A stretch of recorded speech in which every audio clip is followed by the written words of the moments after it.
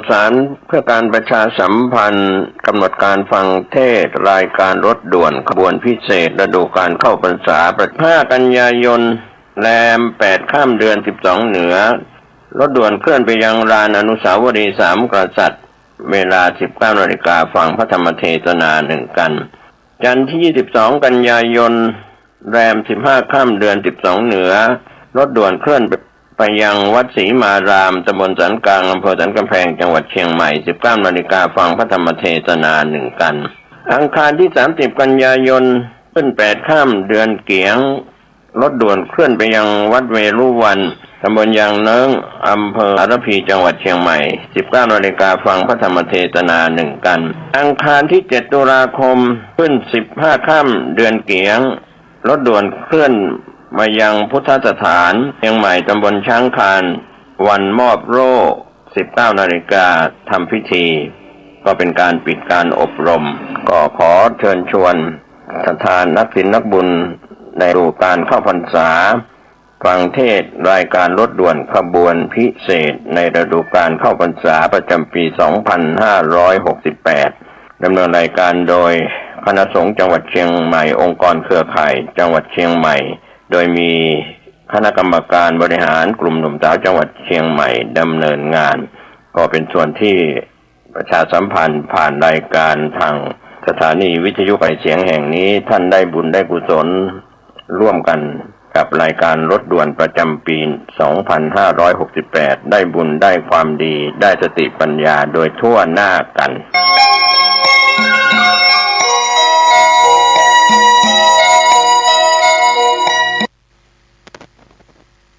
วันนี้อาตมาภาพตุเจ้าวัดหนองตองห่างดงจังหวัดเชียงใหม่มาพบปะกับญาติกับโยมอีกเช่นเคยในรายการปกิณกะแห่งธรรมะตั้งกันเป็นประจำทุกวันในเวลาเดียวกันนี้และก็ทางสถานีวิทยุแห่งนี้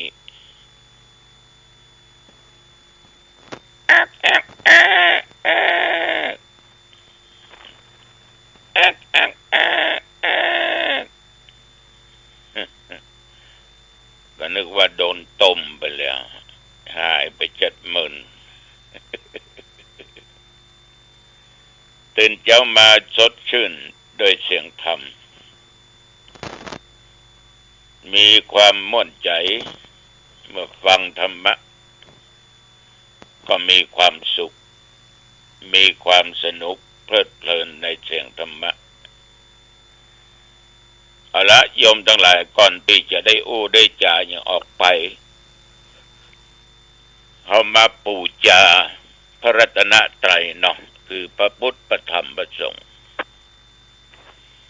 เพราะเมืองไทยเขาเนี่ยเป็นเมืองที่มีคนนับถือศาสนานี่อันดับสองรองจากประเทศกัมพูชา ที่สู้กันทุกวันนี่นะ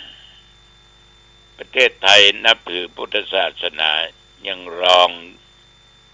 จากประเทศกัมพูชาอยู่เพิ่มเป็น1เอาเป็น2แต่อย่างใดก็ตามที่เฮาบัลละบ่ลืมนั่นคือมีพิธีกรรมการบุญต่างๆเวลาไหว้พระสวดมนต์ก็ดีเราจะกล่าวกัมพูชาพระรัตนตรัยเอาตั้งใจตั้งใจอะระหังสัมมาสัมพุทโธภควาพระผู้มีพระภาคเจ้าเป็นพระอรหันต์ดับเพลิงกิเลสเพลิงทุกข์สิ้นเชิงตรัสรู้ชอบได้โดยพระองค์เองพุทธังภควันตังอภิวาเทมิข้าพเจ้าอภิวาทพระผู้มีพระภาคเจ้าผู้รู้ผู้ตื่นผู้เบิกบานกราบพระพุทธสวากขาโตภ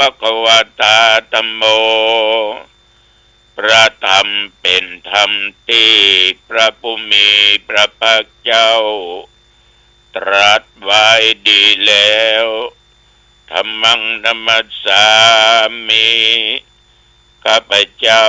นมัสการพระธรรมกราบพระธรรมสุปฏิปันโนภควโตสาวกสังโฆพระสงฆ์สาวกของพระผู้มีพระภาคเจ้าปฏิบัติดีแล้วสังฆังนัมมามิข้าพเจ้านอบน้อมพระสงฆ์กราบพระสงฆ์นะโมตัสสะภะคะวะโตขอนอบน้อมแด่พระผู้มีพระภาคเจ้าพระองค์นั้นอะระหะโตซึ่งเป็นผู้ไกลจากกิเลสสัมมาสัมพุทธัสสะตรัสรู้ชอบได้โดยพระองค์เองนะโมตัสสะภะคะวะโตขอนอบน้อมแด่พระผู้มีพระภาคเจ้าพระองค์นั้นอะระหะโตซึ่งเป็นผู้ไกลจากกิเลสสัมมาสัมพุทธัสสะตรัสรู้ชอบได้โดยพระองค์เองนะโมตัสสะภะคะวะโตขอนอบน้อมแด่พระผู้มีพระภาคเจ้าพระองค์นั้นอะระหะโตซึ่งเป็นผู้ไกลจากกิเลสสัมมาสัมพุทธัสสะตรัสรู้ชอบได้โดยพระองค์เองพุทธังสรณังคัจฉามิธัมมังสรณังคัจฉามิสังฆังสรณังคัจฉามิตุติยัมปิพุทธังสรณังคัจฉามิตุติยัมปิธัมมังสรณังคัจฉามิตุติยัมปิสังฆังสรณังคัจฉามิตติยัมปิพุทธังสรณังคัจฉามิตติยัมปิธัมมังสรณังคัจฉามิตติยัมปิสังฆังสรณังคัจฉามิอิติปิโสภะคะวะอะระหังสัมมาสัมพุทโธวิชชาจรณะสัมปันโนสุขโตโลกวิทูอนุตตโรปุริสธรรมสารถิสัทธาเทวมนุษสานังพุทโธภควาติยันตุนิมิตตังอวมังคลัญจาโยจามนาโพสกุณสัสสโทปาปะกะโอโตสุปินังอกันตังพุทธานุภาเวนะวินาสเมนตุสวากขาโตภควตาธัมโมสันติติโกอาการลิโกเอหิปัสสิโกโอปัญญิโกปัจจตังเวทิตาโพวินยูอิติยันตุนิมิตตังอวมังคลัญจาโยจามนาโพสกุณสัสสโทปาปะกะโอโตสุวินังอกันตังธัมมานุภาเวนะวินาสเมนตุสุปฏิปันโนภควโตสาวกสังโฆอุชุปฏิปันโนภควโตสาวกสังโฆญาญปฏิปันโนภควโตสาวกสังโฆสามีจิปฏิปันโนภควโตสาวกสังโฆ ยะทิทังจัตตาริปุริสยุคานิอัตถปุริสปุคลาเยสัพพะวะโตสาวกสังโฆอาอุนัยโยปาอุนัยโยทักขินัยโยอัญชลีกรณิโยอนุตตรังปุญญเขตังโลกัสสติยันตุนิมิตตังอวมังคลัญจาโยจามนาโปสกุณสัสสะโทปะปะคะโอตุสุปินังอคันตังสังฆานุภาเวนะวินาศเมนตุวิปัสสิสนามัตโตจักขุมันตัสสะสิริมัตโตสิกขิสปินามัตโตสัพพะพุทธานุกัมปิโนเวสปุสสนามัตโตนะหะตะกัสสะตะปัสสิโนนะมัตโตกะกุสันตัสสะมาราเสนะปะมัตติโนโกนาคัมมันัสสะนะมัตโตพระมันัสสะวุสิมัตโตกัสสะปัสสะนะมัตโตวิปมุตตัสสะสัพพทิอังคิราสัสสะนะมัตโตสักกายปุตตัสสะสิริมัตโตโยอิมังธัมมะเตสิสิสัพพทุกขปนุตนังเยจะปินิพุตตะโลเกยะถาพุตังวิปัสสิสุงเตชะนาอภิสุนามะหันตาวิตัสสารธาหิตังเทวมนุษสานังยังนามัสสันติโคตมังวิชาจารณะสัมปันนังมหันตังวิตัสสารทังวิชาจารณะสัมปันนังพุทธังวันธามะโคตมันติยะโตอังภาคินิอริยญาชาติยาชาโตนาปิชานานิสันจิจาปนังชีวิตาบุโรเปตาเตนะสัจเจนะโสติเตโอตุโสติกัปปัสสะโคชังโคสติสังฆโตธัมมันังวิจโยตัทธาวิริยัมปิติปัสสติโพชังคาจัตตาปะเรสัมมาทุเปกะโพชังคาสัตเตเตสัพพทักษินามุนินาสัมปทาคตาภวิตาภวุลิกตาสังวัตตันติอภิญญาญาณิพพานายาจะโพธิยาเอเตนะสัจจวัชเชนะโสทิเตโอตุสัพพทาเอกัสสมิงสัมมาเยนะโทบุคัลลานันจักกัสสปังคิลเนตุกิเตติสวาโพชังเคสัตตะเทสัญเยเตจะตังอภินันติตวาโรคามุตยิงสุตังคันเนเอเตนะสัจจวัชเชนะโสติเตโอตุสัพพทาเอกัตถาธรรมราชาปิเทลัญเยนะปิปิริโตจุนทเทเรนะตัญเยวะปนาเปตวานะสัตลังสัมโมทิตวาจะอาปาทาตัมหาวุธาสิธานะโสเอเตนะสัจจวัชเชนะโสทิเตโอตุสัพพทา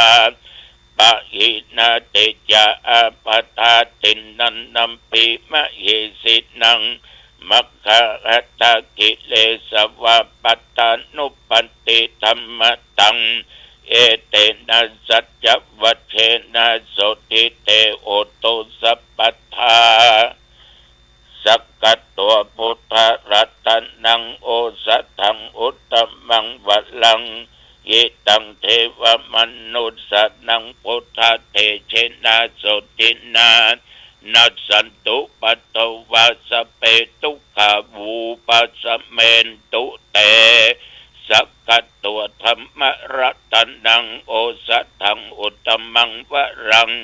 ปริลาหูปัสมานังธรรมเตเชนะโสทินานัสสันตุปัตตวาสเปพญาวูปัสเมนตุเตสักกัตตัวสังฆรัตนังโอสัตถังอุตตมังวรัง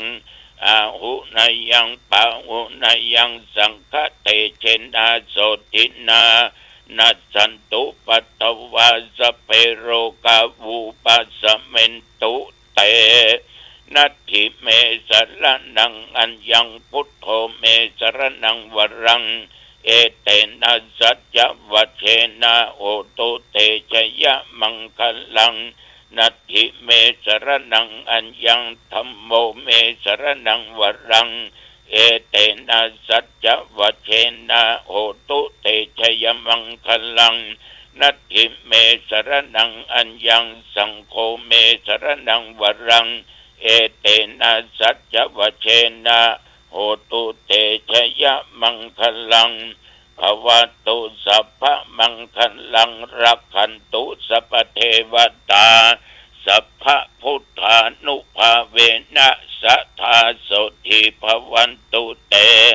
ภวตุสัพพะมังคลังรักขันตุสัพพเทวตาสัพพะธรรมานุภาเวนะสัทธาโสทิภวันตุเตภวตุสัพพะมังคลังรักขันตุสัพพเทวตาสัพพะสังฆานุภาเวนะสัทธาโสทิภวันตุเตนัคตยัคขภูตันนังปะปะกะอานิวรณาปริตตัสสานุภาเวนะอันโตติสังอุปัฏฐเว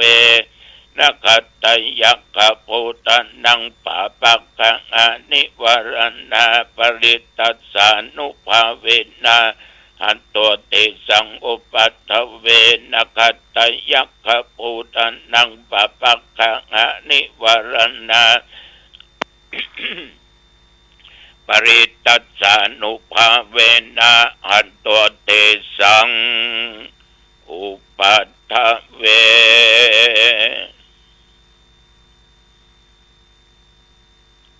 สาธุโดยบทพุทธานุภาพแห่งพระพุทธเจ้าจุพระองค์ธรรมานุภาพแห่งพระพุทธเจ้าจุตนจุองค์พระสังฆานุภาพโดยบุญบารมีของพระสงฆ์จุตนจุองค์บทสวดสาธยายมนต์อันศักดิ์สิทธิ์โดยจิตอันตั้งมั่นอาตมภาพตุเจ้าวัดหนองตองขออำนวยอวยพรแก่ญาติแก่โยมท่านทั้งหลายตึงหญิงตึงชายตึงเฒ่าตึงแก่ตึงหนุ่มตึงกำละเอ็กละอ่อนขอทุกคนนั้นอยู่ปราศจากยังโรคาเปียธิอันร้ายอันหนักอันปานกลางอันเบาถ้าเจ็บถ้าเป็นอยู่ขออันตรธานหายง่ายที่จะเกิดมาไปหน้าอย่าได้มากำและมากายขออยู่ปราศจากซึ่งเคราะห์ปีเคราะห์เดือนเคราะห์วันเคราะห์ยามเคราะห์มันรับหมดตื่นเมื่อยืนเมื่อเทวเคราะห์เหลวซ้ายและขวาอย่าได้มาเกิดต้องกาญาแห่งศรัทธาเนื้อนับตั้งแต่โอกาสนี้ไปข้างหน้าขอศรัทธาเจ้าข้ายิ่งใจทั้งหลายจงมีความสุขกายจงมีความสุขใจสุขตึงภายในสุขตึงภายนอกประกอบไปด้วยโชคปีโชคเดือนโชควันโชคยามอายุปีอายุเดือนอายุวันอายุยามจำเริญไปด้วยสติและปัญญาแม้นว่าเดินทางไปเหนือใต้ตกออกก็มีชัยชนะมีโชคมีใจมีสติและปัญญาจำเริญด้วยกิจการงานตลอดตำแหน่งหน้าที่ยิ่งขึ้นไปอายุวันโนสุขังปะลัง เจริญพรกรมอุตุก็ยังบอกตักเตือนอยู่ตลอดเวลาว่าถึงระยะนี้บางที่บ่มีฝนตกแต่บ่ควรประมาทนับตั้งแต่เมื่อตะวันวามาจนถึงปัจจุบันประเดี๋ยวนี้นั้นแถวหนองตองและบริเวณใกล้เคียงใต้เหนือตกออกบ่มีรายงานว่าฝนตกตั้งแต่ตะวันเจ้าจนถึงปัจจุบัน24 ชั่วโมงพี่น้องญาติโยมเมื่อตะวันวานี้6:30ก็ออกจากวัดไปรับบิณฑบาตที่วัดสายมุนท่านเจ้าอาวาสท่านก็ทำบุญคล้ายวันเกิดของท่านเมื่อรับบาตรเรียบร้อยก็งือปอนแก่ท่านเจ้าอาวาสจะมาพร้อมได้รอง2 ตนก็มุ่งหน้าเดินทางขึ้นไปวัดพระบรมธาตุเจ้าดอยสุเทพไปยังเปิ้นสืบโอลาจัตตาแก่พระเดชพระคุณหลวงพ่อพระพรหมเสนาบดีที่ปรึกษากรรมการมหาเถระสมาคมที่ปรึกษาเจ้าคณะภาค7เจ้าอาวาสวัดปทุมคงคากรุงเทพปีนี้พระเดชพระคุณหลวงพ่อมีอายุ80 ปีเต็มเดือนกันยาเนี่ยนะประมาณวันที่16-17เนี่ยอายุของหลวงพ่อจะเต็ม80บริบูรณ์สำหรับตัวเจ้าวัดหนองตอง79เต็มไปเมื่อวันที่7เดือนกันยาวันนี้มาวันที่10 80แม่นมา3 วันละ เอาได้มาละแต่มันจะไปหำเท่าใดบ่ฮู้เนาะบ่ฮู้มานะสาธุอย่างเขาว่านะหลวงปู่ว่า120นึงเอาก็เอากันเนาะแต่ถ้ามันสุขภาพกายใจยังอยู่อย่างญาติโยมบละบทิ้งอยู่ก็ดีนะเหมือนหลวงปู่ทองบอกว่าลูกเอ๋ยพ่อจะไปก่อนเด้อลูกอยู่สืบต่อพุทธศาสนาเทศนาธรรมเผยแผ่ธรรมไปเด้อเจ้ากรรมหลวงปู่เนี่ยมันอยู่ได้ถึง120 ปีจัดมึนน่ะยาม41 ปีกว่านี้ จะได้120บ่ใช่ของง่ายๆเนาะญาติโยมท่านผู้ฟังทั้งหลายแต่ว่านี่ก็หมายความว่านั่งฉันข้าวเจ้าในรถไปถึงวัดดอยพระเปิ้ลนิมนต์8:30ไปถึงรอพระสงฆ์ตนนั้นมหาเถระตนนี้พิธีการมันหนักเพื่อจะได้เจริญพุทธมนต์ตอน10 โมงปลายจบเรียบร้อยก็ฟังสโมทนิยกถาแล้วก็ฮือปอนกันอายุวันโนสุขังบาลังกันนั้นก็ไปฉันเพลฉันเข้าตอนกันเรียบร้อยก็ลงมาจากพระธาตุดอยสุเทพมุ่งหน้าเอาเทปไปส่งที่สถานีวิทยุขึ้น104.50วัดไฟเห็นกลับมาล่องคันคลองชลประทานบางที่ก็รถติดนักตังแยกเนี่ยไฟเขียวไฟแดงเนาะรถลานักเนาะญาติโยมเนาะการคมนาคมนั้นก็ลำบากเหมือนกันบางเตื้อก็รถไปเฉี่ยวหัวกันบางเตื้อก็โจรกันบางเตื้อก็พลิกคว่ำไปคนขับคนขี่เจ็บเป็นไปแข้งอักขาอักพ่องบางท่านก็ถึงถึงแก่ชีวิตไปฉะนั้นญาติโยมเมื่อมาตะวาก็ย่อมได้เข้าวัดแวะเข้าไปที่โรงเรียนอ่างดงรัตนราชอุปถัมภ์เพราะว่าตั้งแต่วันซืนมานั้นไปเปิดรายการธรรมนาวาวังมีครูบาฟุกนะวัดยังกวงนะเป็นหัวหน้าทีมนำเอาสาธุเจ้าทั้งหลายมาอบรมจริยธรรมศีลธรรมขององค์สมเด็จสัมมาสัมพุทธเจ้า แต่ว่าก็ไปเคลียร์เรื่องรายรับรายจ่ายกันมันเสร็จเรียบร้อยมอบปั่นหรือรองวัดกำแพงงามเป็นผู้กล่าวปิดต้องขอบใจต่อทางคณะครูอาจารย์และตลอดจนผู้เกี่ยวข้องแม่ครัวพ่อครัวขอบใจต่อลูกๆนักเรียนทั้งหลายนะที่ได้เข้ารับฟังธรรมนาวาวังเป็นธรรมะของ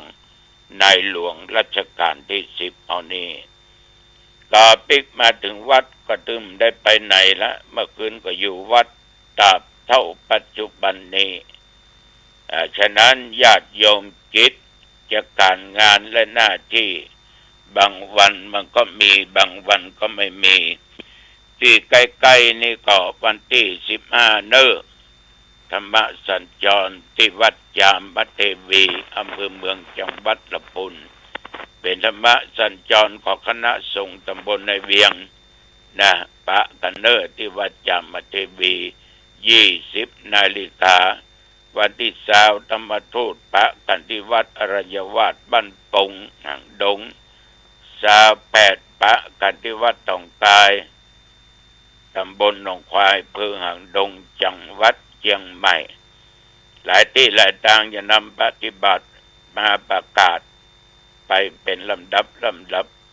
อย่างใดก็ตามต้องขออนุโมทนาขอบใจต่อญาติต่อโยมทุกท่านทุกคน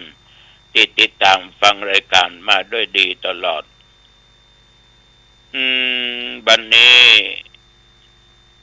จะเอาเรื่องเกี่ยวกับการดำเนินชีวิตอยู่อย่างเป็นสุขคือจิตใจของคนเราเนี่ยญาติโยมจะต้องมั่นคงบ่หวั่นไหวไปตามกระแสอารมณ์ต่างๆบ่ว่าจะเกิดขึ้นทางตาได้ไปหูไปหันอะไรอย่างนี้นะต้องระมัดระวังทั้งชอบและไม่ชอบก็เป็นทุกข์ไม่ชอบก็เป็นทุกข์ทางหูได้รับฟังเสียงก็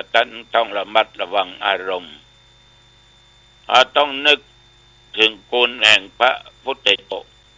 อยู่ตลอดเหมือนเบื้องต้นตะเกียก่อนที่จะเข้ารายการนั่นนะ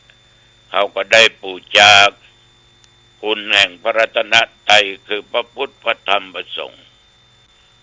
เขาเอาพระพุทธเจ้านี่ยอมทั้งหลายเป็นที่จังเป็นที่ปึ้งเอาคุณพระพุทธเจ้าที่มีในของพระองค์นั้นไปเกื้อกูลต่อคนอื่นที่เปิ้นบ่มีคือการเป็นพระพุทธเจ้าเนี่ยญาติโยมก็ส่วนมากก็รู้พระองค์นั้นตรัสรู้ธรรมโดยพระองค์เองมันมีภัยมาเสี่ยมมาสอนแต่โดยวิริยะอุตสาหะบารมีธรรมนั้นนำพระพุทธเจ้าได้ตรัสรู้ธรรมะสิ่งที่เป็นจริงคืออริยสัจสี่ดังที่เคยกล่าวญาติโยมฟังไปบ่อยครั้งจึงได้ตรัสรู้เป็นพระสัพพัญญูพุทธเจ้าฉะนั้นญาติโยมคนที่เปิ้นบ่ฮู้เอาก็ควรบอกว่าเปิ้นฮู้เป็นการเตือนสติในฐานะเป็นเจ้าพุทธอาตมาได้กล่าวเบื้องต้นว่าเจ้าพุทธในประเทศที่นับถือพุทธศาสนา90 กว่า%ยังเป็นรองประเทศกัมพูชาอยู่กัมพูชาอันดับ1อย่างประเทศศรีลังกาอันดับ5ภูฏานอันดับ4ท่านทั้งหลายลองคิดดูดีๆพม่าเนี่ยอันดับ3เนี่ยหมู่เนี้ยเที่ยวเนี้ยนับถือพุทธศาสนามากฉะนั้นเอาเป็นเจ้าพุทธเมื่อเรามีพระพุทธเจ้าอยู่ในจิตในใจเนี่ยท่านทั้งหลายเอาจะมีความสุขแต่มาภาพถ้าตื่นเช้ามาได้ไหว้พระสวดมนต์เนี่ยก็ม่วนอกม่วนใจถือว่าพุทธเจ้าเนี่ยอยู่ในจิตในใจเราป้องกันสิ่งเลวร้ายต่างๆได้คำว่าสิ่งเลวร้ายนั่นก็คือตัวกิเลสความโลภความโกรธและความหลงเอามาให้มันเกิดขึ้นเพราะมันเป็นโจรลงมาปล้นความสุข เรามีพระพุทธพระธรรมพระสงฆ์นี่คอยป้องกันท่านทั้งหลายสิ่งเหล่านั้นก็สามารถจะเข้ามานั่งในจิตในใจเขาได้เขาก็เป็นสุขนะเพราะความโลภความโกรธความหลงมันจะบังเกิดขึ้นกามราคะตัณหาจะบังเกิดขึ้นและอีกประการสำคัญการอยู่ด้วยกันเนี่ยต้องมีเมตตาธรรมแผ่ไมตรีจิตแก่สัตว์ทั้งหลายทั้งปวงบอกว่าสัตว์มนุษย์สัตว์เดรัจฉานเขามีแต่ความสุขก็ง่ายๆมีความปรารถนาดีต่อคนอื่นบางคนอื่นเป็นศัตรูบ่คอยจับผิดจับถูกคนนั้นคนนี้บอกว่าเปิ้นจะเป็นผู้ใหญ่บ้านเป็นกำนันเป็นแม่บ้านเป็นอสมเป็นนายอำเภออยู่เป็นราชการชั้นใดก็ตามบ่คอยจับผิดคณะรัฐบาลกะบ่คอยจับผิดตัวเจ้าตนนั้นตนนี้บ่คอยจับผิดผัวบ่คอยจับผิดเมียเมื่อเขาบ่คอยจับผิดไปเขามีจิตใจนั่นน่ะญาติโยมแผ่ไปทุกคนนั้นมีความสุขปราศจากความทุกข์เขาก็จะมีความสุขตัวและสังขารและธรรมทั้งหลายเนี่ยบอกว่าตัวเขาและตัวเปิ้นร่างกายของคนทั้งหลายเนี่ยโยมทั้งหลายถ้าไปมองเป็นของสวยของงามลุกหล่อแตะคนนี้งามดีแตะมันก็จะเป็นตัวตัณหามีความอยากในกามคุณถ้ามันมีนั่งในจิตในใจเนี่ยใจมันจะงิดกึดอักตะโลเนาะอยู่ในมันเป็นสุขใครหูใครหันก็ได้ยินได้ฟังเสียงมันไปหลงไหลอยู่ในรูปในสรีระร่างกายว่าของตัวเก่าว่าของคนอื่นนี่นะญาติโยมไปมองอย่างนี้จะเป็นทุกข์อย่างขนาดคือมองว่าชีวิตร่างกายเขาเนี่ยมันก็มีการเปลี่ยนแปลงผันแปรไปอยู่ตลอดเวลาบัดช้าบัดนานก็เน่าเฟะ คือตายเนาะแต่ยุคปัจจุบันเขาใส่น้ำแข็งแห้งใส่น้ำแข็งก้อนอันก็ฉีดยา กันบูดกันเน่าหมดแต่มันก็ถึงมีกลิ่นแต่มันก็ถึงตายไปแล้วฉะนั้นญาติโยมท่านทั้งหลายถึงวันนี้เขาก็กินของตายนะสัตว์ทุกชนิดที่เขามากินปลากาไก่กาเป็ดกาหมูกางัวกาควายกาอย่างต่างๆนาเนี่ยเท่าก็ถึงแช่เย็นไว้เป็นหมูกี่วันนะ ท่านทั้งหลายเอาก็กินของตายของบูดของเน่าเหมือนกันทุกคนมันเป็นเรื่องที่เลี้ยงชีวิตฉะนั้นท่านทั้งหลายสิ่งเหล่านี้เอาแผ่เมตตาเนอะและพิจารณาเนอะว่ามันบังงามอย่างอันอย่างอี้นึกถึงความตายที่จะมีแก่ตัวบัดตั้งอยู่ในความประมาทธรรมะเหล่านี้ถ้ามีจิตใจมันจะนำความเจริญเกิดขึ้นกับเอาทุกคนเอาละวันนี้จะไปมาเวลาเบาสมควรอายุวันโนสุขังพลังพบกันไม่โอกาสเนอเจริญพร